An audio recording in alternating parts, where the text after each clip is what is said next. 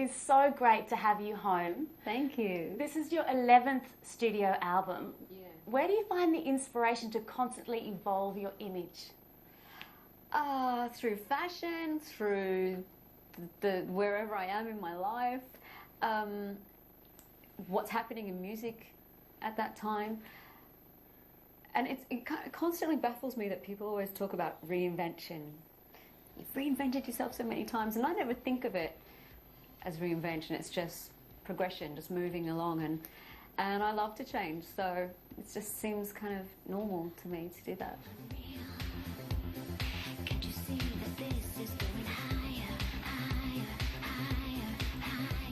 You're also one of the world's most loved gay icons. Why do you think that is? I think that I'm just lucky. Well, they kind of raced to my defense, I think, back in the early days when I was given a bit of a hard time. And I think it's just a love affair that kind of blossomed over the years. So it's something that I'm very proud of. You appeared on Hey Hey with Tony Abbott. I'd love to know, would he get your vote in the upcoming election, or are you more of a Julia Gillard fan? I'm deciding, and it's really tough deciding because you just want them to speak honestly and clearly and make it easy for us to make a choice. But yeah, I don't know. Do you like the idea of a female Prime Minister? I don't mind the idea of that, no, yeah. What's the craziest rumour that you've heard about yourself? There hasn't been anything really crazy recently. Years ago there was crazy ones like I'd bought a house in LA with a dungeon, that, you know, was I an alien,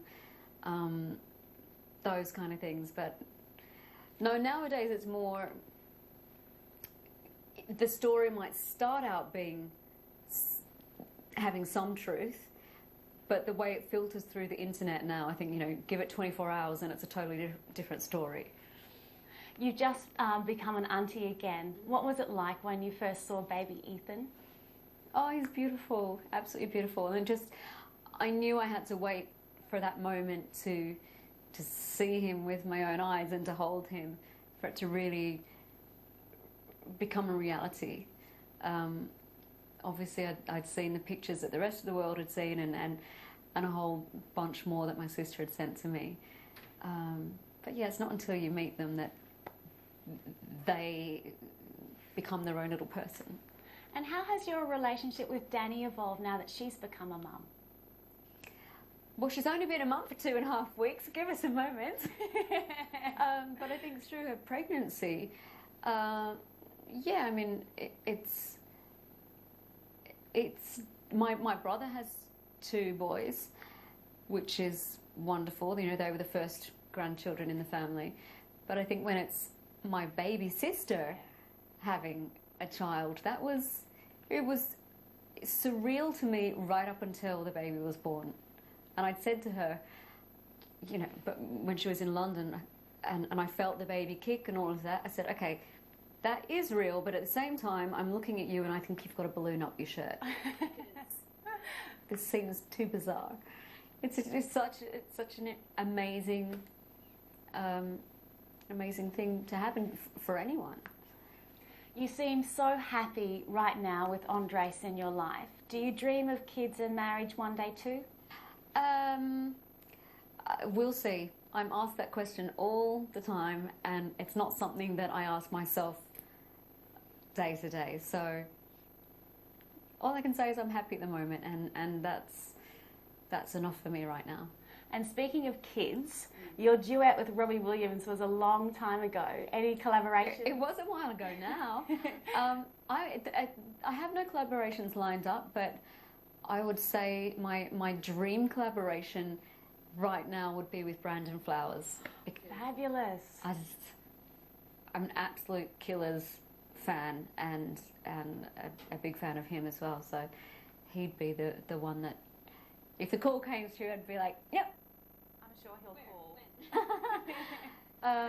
But I've performed duets with. I don't know what I was thinking about. Oh, I was talking the other day about when Bono came and sang with me on my Showgirl Homecoming tour. And I guess that made me think about the incredible number of people I have sung with, and it's quite a list now, and it's just amazing. It blows my mind. You're about to get the 5-year all clear from cancer. How has that journey changed you? Always a difficult question to answer in a couple of nice, tidy little sentences, because it's obviously it's a really big thing, and it's a journey, ups and downs, highs and lows. And I guess if I was to try and wrap it up, the thing it really taught me is just about humanity and what we're capable of, how susceptible and fragile we all are, or all can be, and how resilient we can be as well. And finally, Kylie, what's the secret to you looking so happy and so healthy right now? My magical hair and makeup artist. I don't know, I keep myself pretty active, whether I like it or not. My life is busy. I feel like I'm kind of coming back to looking a bit like my old self. Throughout the journey of cancer and treatment and all of that, I felt like I looked really quite different, went through different stages. So I kind of feel like and perhaps it's something to do with my 5-year coming up early next year will be my 5-year clear. And as you mentioned, I'm pretty content right now. I'm so thrilled with my album. I love the process of making it. I love being with Andreas. I feel equally challenged and fulfilled with a lot of things that are in my life at the moment, and you know, in many respects, I couldn't really wish for more than that. Oh, that's fabulous. Kylie Minogue, thank you very much. Thank you.